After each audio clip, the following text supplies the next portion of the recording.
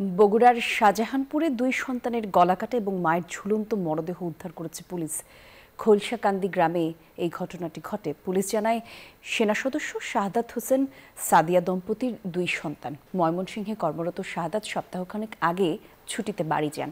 মঙ্গলবার সকালে দুই সন্তান সাইফ ও সাইফার রক্তাক্ত মরদেহ দেখে পুলিশে খবর দেয় স্থানীয়রা। পরে ঘটনাস্থল থেকে দুই শিশুসহ মায়ের মরদেহ উদ্ধার করে পুলিশ।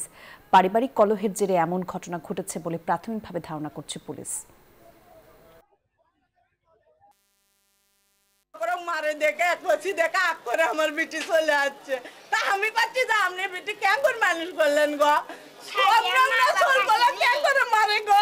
সুষ্ঠু তদন্তর মাধ্যমে আমার রিপোর্ট চাই এবং ওপরে যে রশিতে যে বান্ধা, ওই বান্ধা তো মেয়ে থা পাবে না, যার তরিকে একটা হাইট আছে মাটির ওখানে, তার মতো কাপড়ের শক্তি হতে হবে।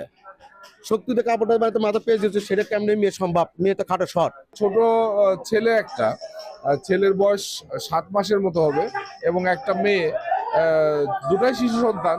দুটাকে বটি দিয়ে জবাই করে মা নিজে আত্মহত্যা করছে গলায় দড়ি দিয়ে, এবং 3 জনের মৃতদেহ আমরা দেখলাম এই পর্যন্ত।